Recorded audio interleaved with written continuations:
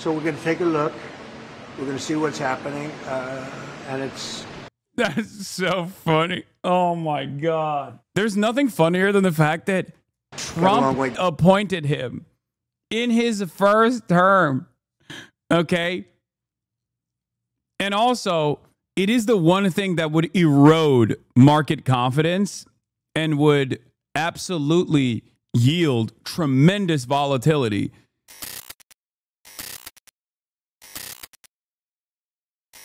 Also, Trump is taking questions live from reporters. Let's take a look at what he has to say while he's at the Federal Reserve. We would save more than $1 trillion basically with just a paper transfer. Costs of anything, you wouldn't be building anything. Just a move of the hand saying we're going to lower interest rates. You would save $1 trillion a year. And there's nothing you can do to save that kind of money.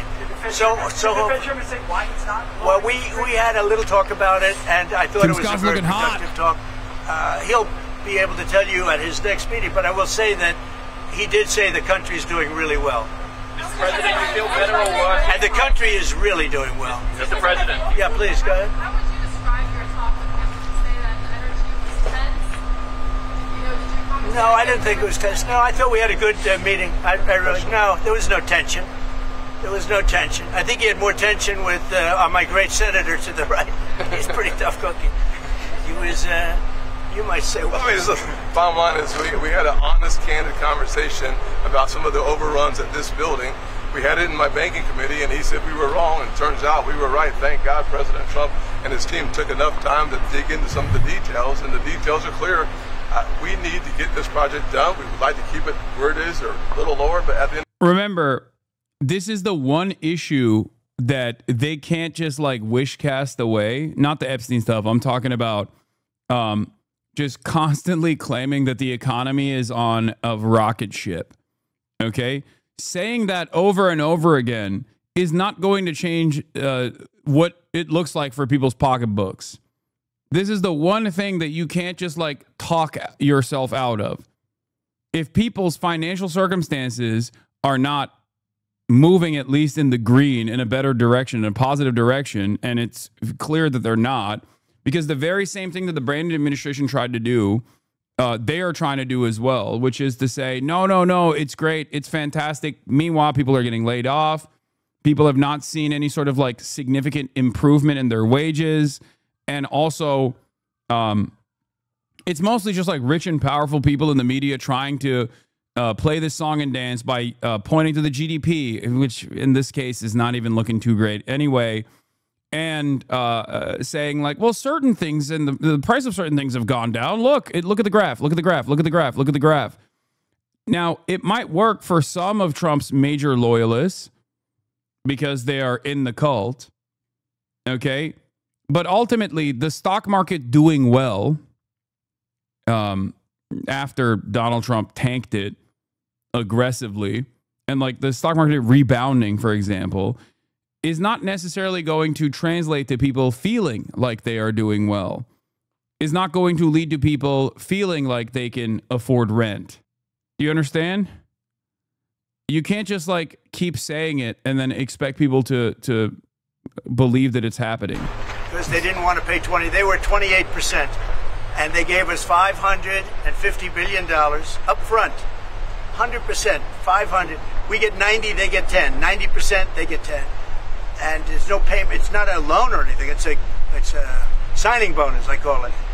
But they gave us $550 billion and took down the tariffs a little bit, and then they agreed to open their economy to everybody. This was not easy. This took, you know, a lot of people walked out of rooms and things. Sometimes they walked out of rooms, went back to Japan. Right.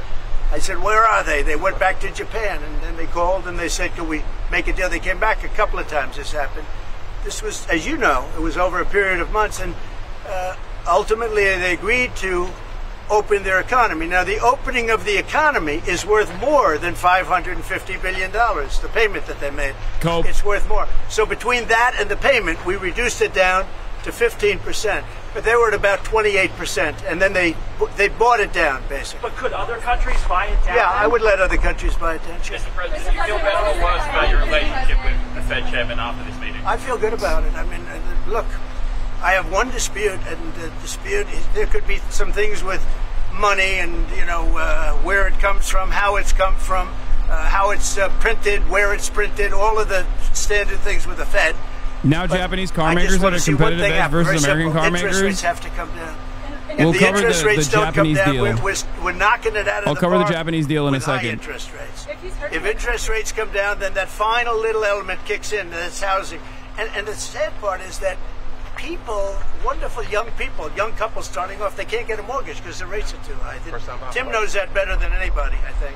Mr. President, if the rates are hurting families in the country, why let that keep going for another 8 months? Why not just fire the chairman Because now? to do that is a big move, and I just don't think it's necessary. And I believe that he's going to do the right thing.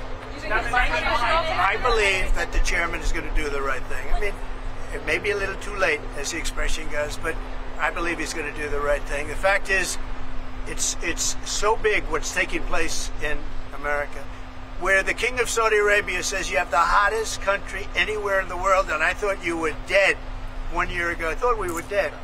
I just left NATO, as you know. They're agreeing to pay 5%. We're not paying anything. We send them the equipment. They pay for 100% of everything now for the war, Ukraine.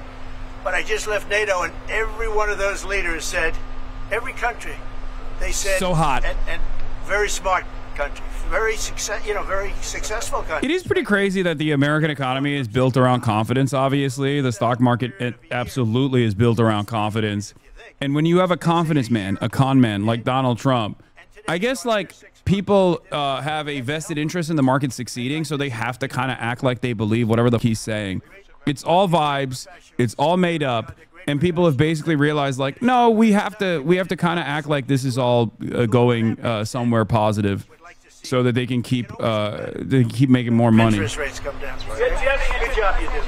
You do a nice job. I watch you a lot. Thank you. Everything is Tesla at this point, is what I mean. Tesla, everything is computer, just like Tesla will just keep. I mean, they have, I guess this year is not the best year to say that, because like this is the first time where Tesla's like actually experienced some shocks. But for many decades, there were too many powerful financial interests vested in Tesla stock succeeding. So whenever Elon Musk just lied, and because of the valuation, of Tesla being tied as a tech company and not like a car manufacturer, whenever Elon Musk just like came out and was like, oh, you're gonna be able to fly to Mars with your Tesla, people will go, oh my God, that's definitely gonna happen. Even though if you look at his performance over the course of the past decade, he's always over-promising and then never delivering. The thing is that the market is 1,000% convinced that Trump is lying about the August 1st tariffs. If they actually go in, the market will plummet because no one has confidence it's real. Same with inflation. Market is wary on tariffs spiking it, so they never believe Trump would actually fire Powell. Lol, it's all fake. Yeah, no, I know. There's a lot of people basically believe that Trump is totally taco Trump, and he's just not going to do it. You mean years, not decades. Tesla stock hasn't been hot for that long if you put it in perspective. Yes, years. Well, a decade. Although Tesla stock has been not performing as well this past year. So this is not the best year to point to, because finally there has been some impact. Tesla CEO Elon Musk is shifting focus from electric vehicles to autonomous technology, including robo-taxis and humanoid robots, according to the Wall Street Journal. Great. But guys, they have epic bacon at the Hollywood Tesla diner. Isn't that cool? Oh God, I can't wait for Tesla to crash and burn. I don't know if it'll ever happen, but if it did, it would be the greatest case of I told you so after years and years. Here's a remarkable moment between Trump and Powell for those of you who are wondering how this relationship is going. About 3.1 billion. It went up a little bit, or a lot. Nope. No, it didn't. Wait, hold on. We got to run it again. About 3.1 billion. It went up a little bit, or a lot. So the 2.7 is now 3.1. I'm not aware of that. Yeah, it just came out. Yeah, I haven't heard that from anybody at the Fed. Yeah, it just came out. Our notes had it about 3.1 as well. 3.1. 3.2. This came from us. Yes. I don't know who does that. You're including the Martin renovation. You just added. Our entire capital. Yeah, you just added in a third building. Is what that is. That's a third building, Well, including no, the but Martin building. it's a building that's being built. No, it was built 5 years ago. We finished Martin 5 years ago. It's part of the overall work. But it's So, not new. So we're going to take a look. We're going to see what's happening, and it's. That's so funny. Oh my God. There's nothing funnier than the fact that Trump appointed him in his first term. Okay. And also, it is the one thing that would erode market confidence and would absolutely yield tremendous volatility. So he can't even fire him. Oh, that's crazy. To be fair, I don't know. I feel like, yeah, he'll be like, who appointed this guy? This is a real bad guy. Who appointed this asshole? Yeah, he's asking DOJ to investigate him for fraud because it's buildings so that he can have like some kind of just cause to fire him, I guess. What a asshole. Whoever appointed this guy must have been a real idiot. Do you expect any more additional cost overruns? Don't expect them. We're ready for them. But we have a little bit of a reserve that we may use. But no, we don't. We expect to be finished in 2027. We're well along, as you can see. Nice to take these off every once in a while when we're not under too much danger. What the was that? Oh my God. What did he do? Nice to take these off every once in a while when we're. What is he doing? Wait. Trump says he's surprised Fed Chair Powell was appointed. What? I don't remember this. This is so stupid, dude. Fed chair. I was surprised he was appointed. I was surprised, frankly, that Biden put him in and extended him. It is my. Oh my God, it's full Brandon. I was I missed this, I guess, and then I didn't. I was on. I was at the bachelor party after this. I think he means that Biden reappointed him. My pleasure and my honor to announce my nomination of Jerome Powell to be the next chairman of the Federal Reserve.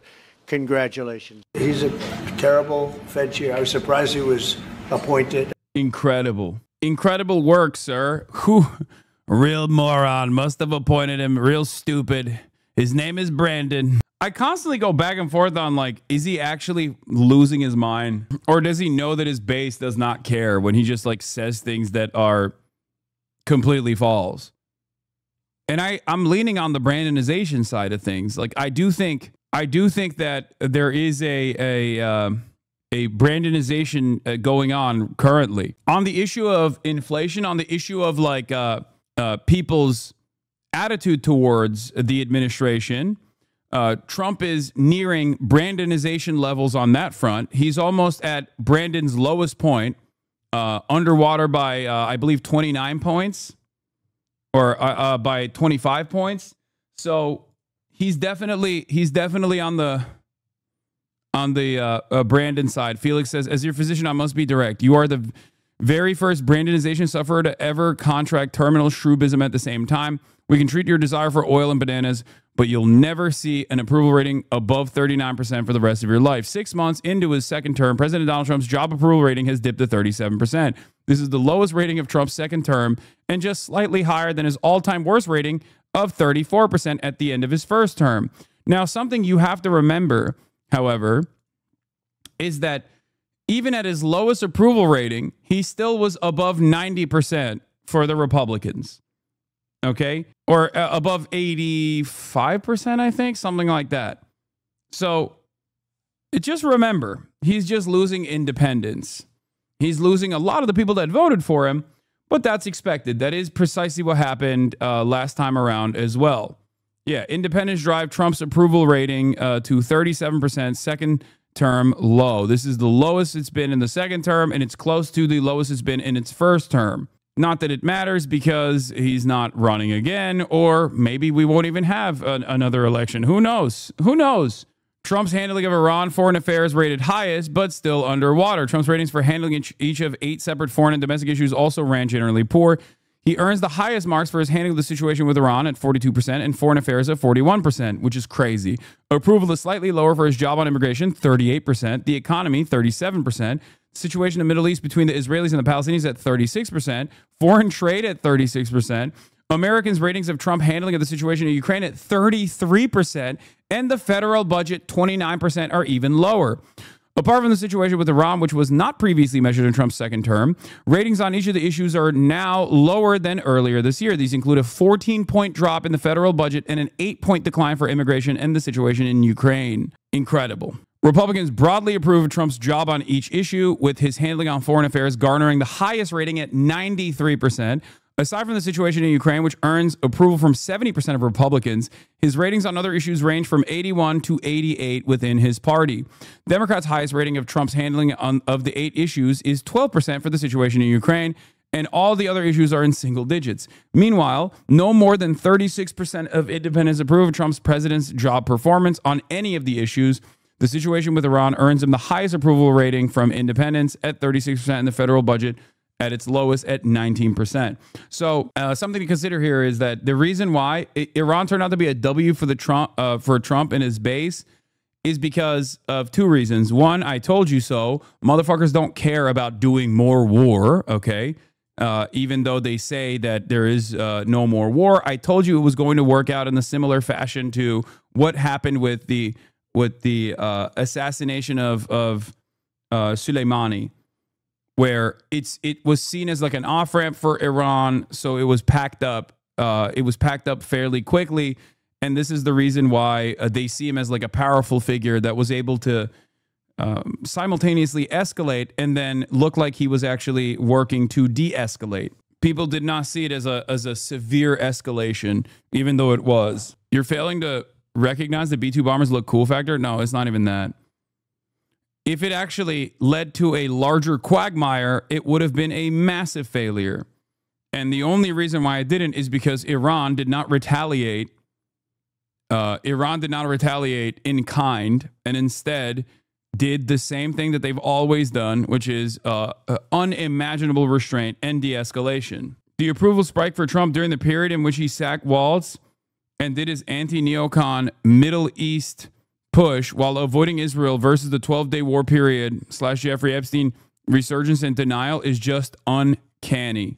Bro, I know someone who taught his initial messages saying Israel and Iran were going into a ceasefire deal was Nobel Peace Prize worthy. Israel attacked Iran a few hours later. Yeah, they're very stupid. Most people are very stupid, but Republicans are even extra stupid. Okay? That's it. You have to constantly, I guess, remind yourself that most people, yourself included, myself included, are very dumb, okay? Especially when it comes to politics. More like politricks, am I right? We're all dumb. We don't pay close attention to stuff like this. And also, we have a litany of different interests that are and opinions on issues that are oftentimes contradictory to one another. And there's not much else you can do about that. It's just, you know, it is what it is. Bottom line, Trump closed out the second quarter of his second term in office, having accomplished much of what he said he would do if elected. Yet outside of his Republican base, relatively few Americans are pleased with his performance. His rating has fallen to the lowest point in his second term, essentially matching where he was at the same time in his first term, which is not much higher than his all-time worst rating. He also gets generally poor marks for his handling of key issues, including immigration and the economy, which were major focuses of his campaign. Because, as I told you, many people who voted for Trump, who fancy themselves to be independents, or many people who would go on the record in polls to say that they actually wanted to do mass deportations, does not actually like mass deportations when it's happening. Are y'all dumb or stupid? Yes. That's it. People think they want certain policies until those policies come knocking down their doors and then they don't like it. And it's not like this was that crazy. It's not like this was unforeseeable. After all, I foresaw it, and I kept repeating it over and over again throughout the election cycle and yelled at the Democrats for refusing to explain to Americans broadly what mass deportations would look like. The reason, the example that I used regularly was abortion. Roe v. Wade. Many people who voted, many people who said in polls that they would want Roe v. Wade to go away very quickly realized that they did not like it when their daughters or their wives or you know, their immediate loved ones could potentially not be able to get this medical intervention that is necessary and life-saving. That's it. And that happened literally before the election. So I don't know why it was so hard for people to use that as an example of people say they want something until that thing is happening, and then they go, oh my God, who would have thought this would be awful? It's that simple. Anyway, people also don't know what they're voting for most of the time. Speaking of people not knowing what